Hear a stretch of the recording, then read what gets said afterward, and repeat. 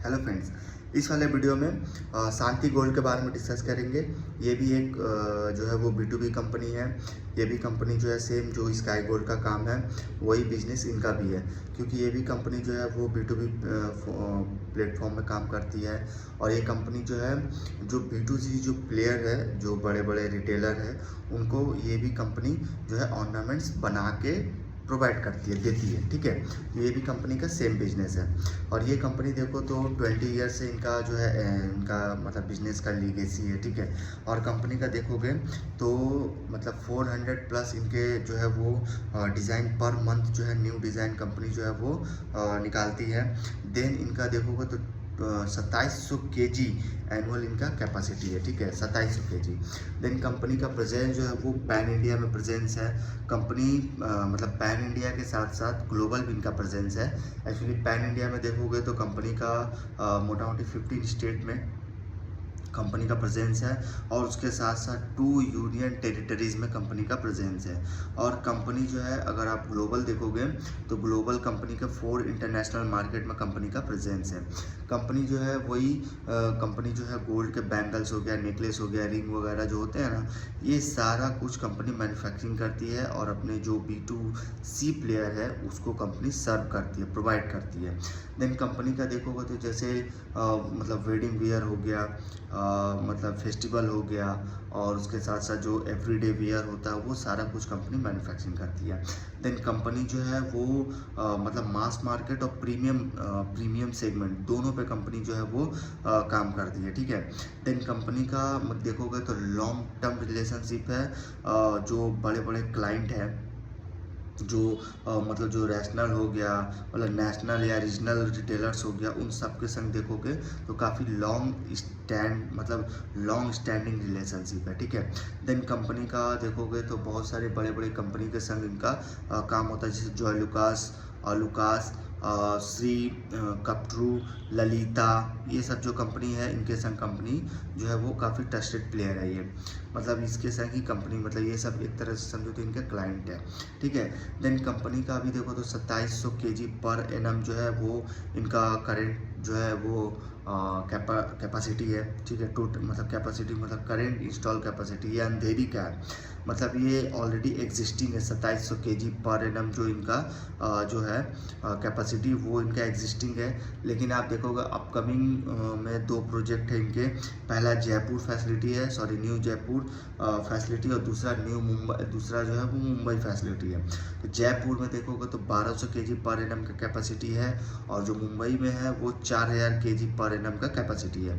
अगर आप इसी हिसाब से अगर आप टोटल देखते हो तो टोटल हो जाता है 7900 kg पर एनम का इनका कैपेसिटी है। ठीक है, देन कंपनी भी देखो तो मतलब एक्चुअली देखो तो कंपनी का एक्चुअली देखो ना तो एक्चुअली कंपनी क्या हो रहा है, मार्केट शिफ्ट हो रहा है अनऑर्गेनाइज से ऑर्गेनाइज की तरफ। इससे क्या हो रहा है कि जो भी रिटेलर जो है, बड़े बड़े जो रिटेलर्स हैं, उसके तरफ जो है मार्केट शिफ्ट हो रहा है।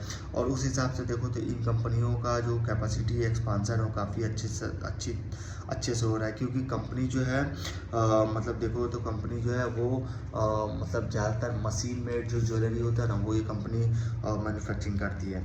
और मशीन मेड के साथ साथ कंपनी अगर देखो ना तो न्यू टेक्नोलॉजी में कंपनी एंट्री कर रही है। जैसे न्यू टेक्नोलॉजी एक्चुअली क्या है ना, जैसे गोल्ड वगैरह में क्या होता है, कैड हो गया, कैड जो होता है ना, CAD कैड क्या हो गया कि कोई भी डिज़ाइन अगर आप देते हो ना, कोई भी डिज़ाइन उसको कंप्यूटर से बनाया जाता है।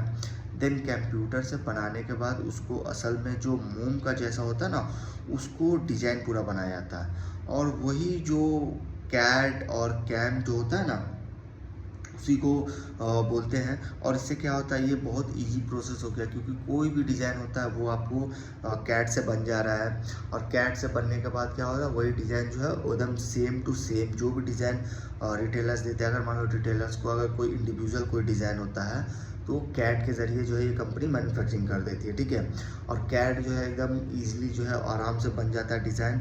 और उससे क्या होता है, और काफ़ी आसानी हो गया, काफ़ी मतलब एक्चुअली टाइम जो है काफ़ी ज़्यादा बचत हो गया टाइम का भी, क्योंकि पहले हैंडमेड होता था और हैंडमेड करने से काफ़ी टाइम लगता था गोल्ड के ज्वेलरी में। और अभी जो है एक मशीन मेड कंपनी काम कर रही है, तो मशीन मेड में देखोगे तो काफ़ी ज़्यादा टाइम कम और काम जो है वो काफ़ी काफ़ी ज़्यादा हो गए हैं, ठीक है। तो उस हिसाब से देखो तो company entry into machine made plain gold jewellery opening new growth एनर्स, ठीक है। इसके साथ साथ कंपनी एडवांस टेक्नोलॉजी, एडवांस में वही कैड हो गया, 3D प्रिंटिंग, लेज़र सोल्डरिंग, ये सब कंपनी काम कर रही है। उसके साथ साथ देखोगे तो जेम स्टोन ऑथेंटिसिटी वेरिफिकेशन, ये क्या हो गया कि जो भी कंपनी जो डायमंड के जो मतलब जो डायमंड के जो प्रोडक्ट बनाती है, जैसे आप फिंगर रिंग मान लो, तो डायमंड का जो फिंगर रिंग हो गया तो उसका जो सर्टिफिकेट जो इशू होता है, वो सर्टिफिकेट जो वेरिफिकेशन होता है वो IGI करती है, ठीक है। IGI करती है। IGI भी देखोगे तो कंपनी लिस्टेड है, वो इसका यही काम है कि वो सिर्फ जो गोल्ड मतलब जो डायमंड के जो सर्टिफिकेट होते हैं वो कंपनी इशू करती है, ठीक है।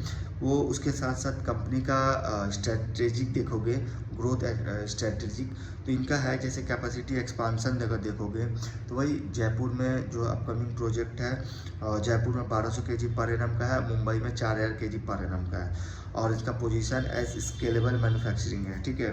देन कंपनी जो है वो वही मशीन मेड में एंट्री की है, machine made plain gold jewellery में, और कंपनी का वॉल्यूम देखोगे तो काफ़ी ज़्यादा वॉल्यूम ग्रोथ है।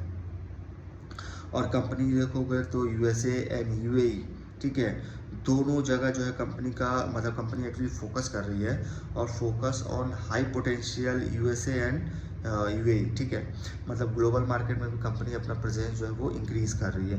देन कंपनी का अगर आप रिजल्ट देखोगे Q4 का, तो रिजल्ट काफ़ी अच्छा रिजल्ट आया है, क्योंकि इनका रिजल्ट देखो तो इनका सेल्स ग्रो किया है 121% से, मतलब 121% से इनका सेल्स ग्रो किया है। इनका ग्रोस प्रॉफिट देखोगे 191% से ग्रो किया है। देन इनका एबिटा देखो तो 217% से ग्रो किया है, एंड इनका पैट देखोगे तो 465% से ग्रो किया है, ठीक है। एक्चुअली वॉल्यूम देखोगे तो अभी 463 kg हो गया है, मतलब वो ग्रोथ देखोगे तो 25% प्लस इनका जो है ग्रोथ है, ठीक है। काफ़ी अच्छा इनका रिजल्ट आया है Q4 में।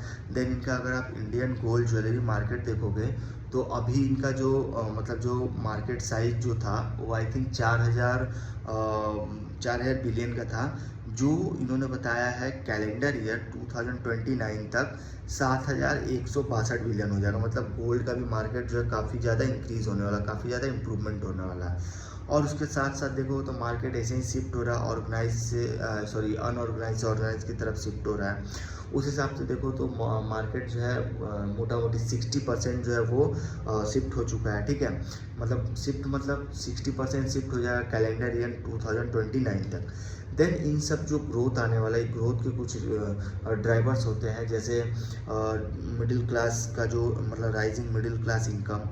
Then wedding and festival season जो हर साल आता है, उसमें काफ़ी ज़्यादा गोल्ड को परचेस किया जाता है हमारे इंडिया में। वैसे देखो तो हमारे इंडिया में सबसे ज़्यादा यूज़ गोल्ड का होता है, और क्योंकि यहाँ के जो लोग हैं ना वो काफ़ी शौकीन होते हैं गोल्ड के, इसलिए देखोगे तो सबसे ज़्यादा यूजेस जो गोल्ड का है वो अपने इंडिया में है। तो वेडिंग पर्पस से लिए बोलो या फेस्टिवल में बोलो, बहुत ज़्यादा डिमांड आता है गोल्ड का, ठीक है। देन उसके साथ साथ एक्सपोर्ट अपॉर्चुनिटी भी है, कंपनी एक्सपोर्ट में काफ़ी अच्छा इनका प्रेजेंस बना हुआ है। देन कंपनी का मार्केट शिफ्ट हो रहा अनऑर्गेनाइज से ऑर्गेनाइज की तरफ।